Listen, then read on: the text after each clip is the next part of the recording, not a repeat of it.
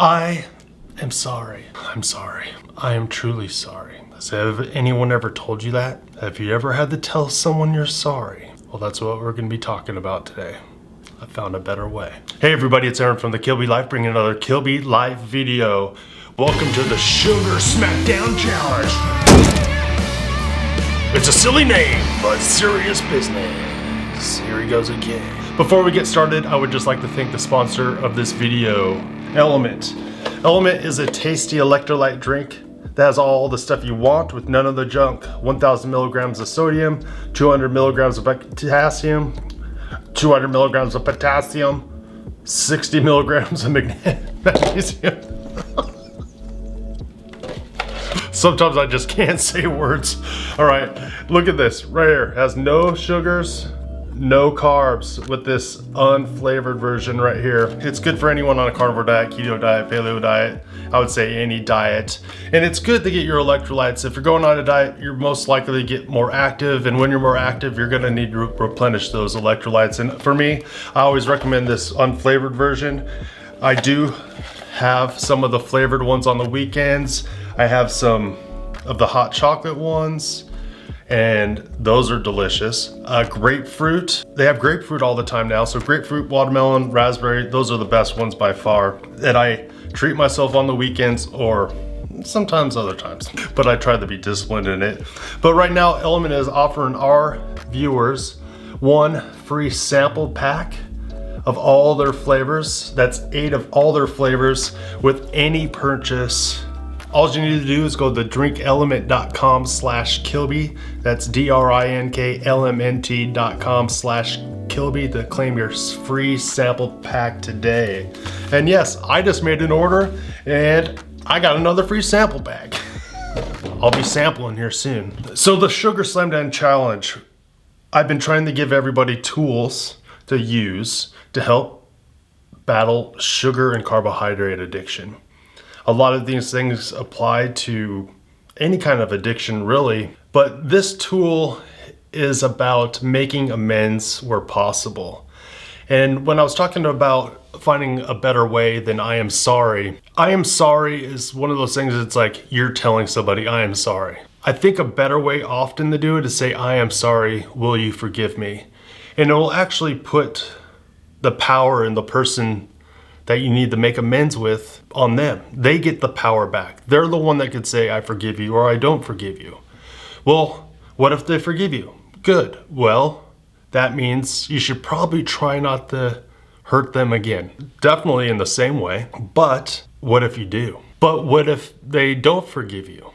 Well, you tried, right? So are you off the hook? Kinda. As far as it depends on you, live at peace with everybody. That's from the Bible. So there's that quote, but make sure it's as far as it depends on you when you're trying to make amends with somebody. That's what you need to take from this video. If there's anything, instead of just saying I'm sorry, say I am sorry, will you forgive me?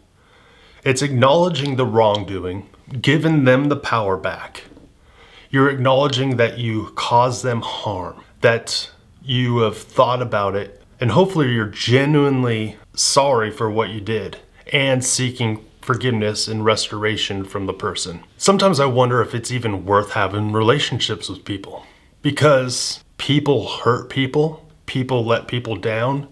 I hurt people. I've hurt many people. People have hurt me. And it's like, okay, isn't it just best to stick to yourself, to get away from people, not be around people? Don't build relationships? I would say it's appealing, but I would say no. Because even though that hurts happen, people hurt you and you'll hurt people, if you're able to work through these circumstances, become better people, ask for forgiveness, forgive people, it will put you in a position that you'll learn not only how to treat other people better, but how to treat yourself better. And we think a lot of times that like we're just all for ourselves and we're selfish. Man, we are our worst enemies often. And we abuse ourselves, we down talk ourselves, we treat ourselves poorly.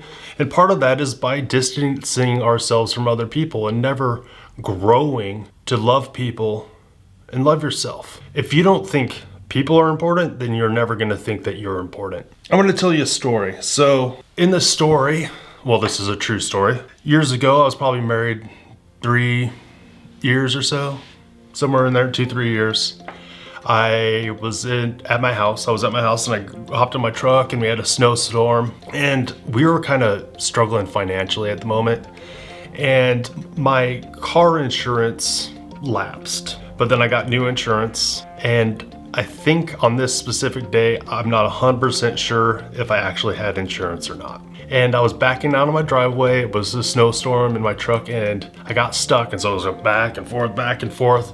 And I zoomed back and I hit the car across the street, the neighbor's car, and dented in their door. And I went up to the door and I was like, hey, I just hit your car. I need to get to work and stuff. Like, we'll talk about this later and I'll take care of it. So I told the lady I'll take care of it and I didn't. I didn't do it. I didn't have the integrity to do it. I didn't have the money to pay for it. I didn't have the money to pay for a deductible, even if I had insurance at the time, and they never came over. I never went over there. And I literally dodged my neighbors for like 2 years. Anytime I was mowing the lawn, I'd just keep blinders on. I wouldn't look at them. I'd just ignore the problem. And it just kept eating at me. And during that time of my life, it got pretty dark. I started drinking. After quitting drinking for years, I started drinking again. And it started to escalate. The drinking started to escalate. And it got old. And I felt trapped. I felt in a hole. I didn't know what to do. I didn't know how to get out of this hole. I just didn't have the money or to pay for it. I didn't have the character to go over there and do anything. But thankfully, I was able to come to my senses after a couple years. And I'll tell you, I got the money, and I don't know how much it would have cost that car. It was like $1,500 potentially, or at least the start. It wasn't that bad of a dent, but I got the money. I wrote a long apology letter. I put the money in an envelope in the letter, and I got the guts to go over there and put it in their mailbox. And I sent the guy an email because I had his email address. And all of a sudden, I'm at my house and I hear a knock on my door, and the neighbor comes over, and he came in. He was like, hey man, I can't accept this money. I'm like, no man, I hit your car. I hit your car. I'm sorry. I'm sorry I hit your car, and I never paid for it. And he's like, no, I can't take this money. He's like, I never got back to you. It's my fault. That car doesn't matter to me. It's not a big deal. And I was trapped for at least 2 years, hiding in pain, feeling like a horrible man, not a real man. I had no integrity. I called myself a Christian, and I was deeply depressed. I was hiding, just going through the motions, and it sucked. I'll tell you right now, the moment that guy came and forgave me and I made amends with him, I'm still thankful for him today, because he didn't have to do that. But when I became unstuck, man, it felt so good. And then I was so mad at myself. What an idiot. I hid for years just because I didn't want to have a difficult conversation with somebody, because it was going to cost me money. That's my story. One of them, actually. I've have plenty about this tool, making amends, if you can. I think a lot of times we get stuck in situations where the reason we do what we do is because we're hiding. We're hiding stuff. We're ashamed of things. And sometimes you could just go to God and ask for forgiveness. There's plenty of things in my past that I did that I have to just take to God, because I don't know who the people are that I harmed. I just was doing foolish stuff when I was younger. But sometimes you're going to have to ask for forgiveness. Say, I'm sorry. Will you forgive me? To some people. And yes, sometimes they'll just forgive you, and that's that. Sometimes they won't forgive you, and that's okay. You tried. Sometimes restitution will need to be made. But at least you're not hiding.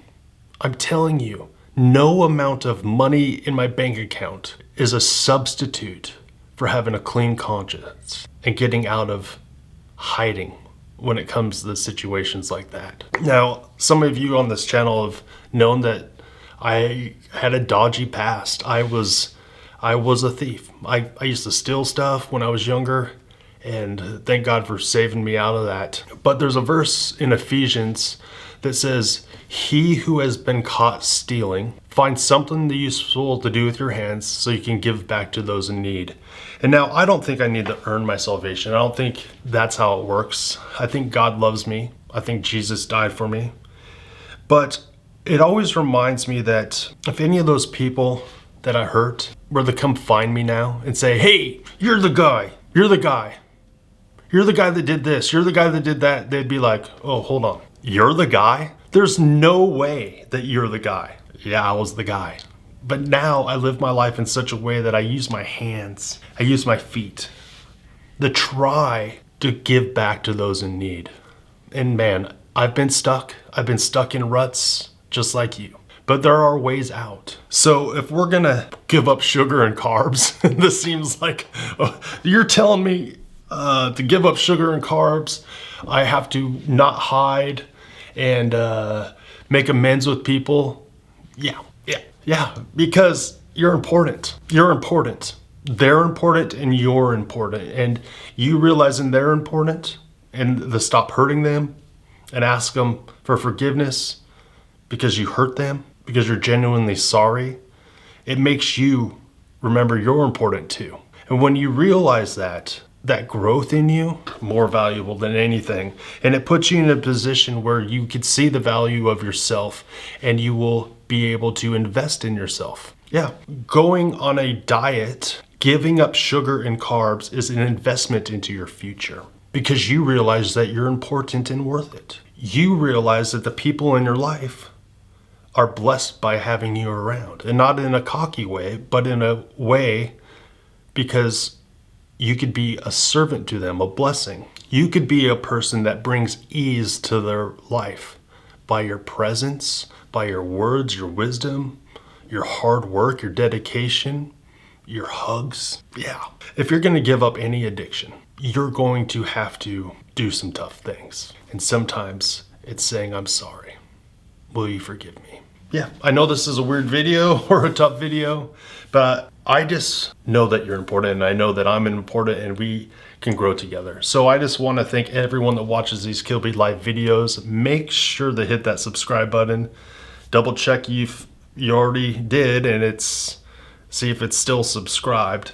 And continue to watch these tools. I think we're on, which week are we on right now? 4, 5? Oh, there's only 3 more? I wonder what they're about. Guess you're gonna have to stick around to find out. I wonder if I'm gonna have to ask for forgiveness for being so weird. I think I'm funny. Kilby out.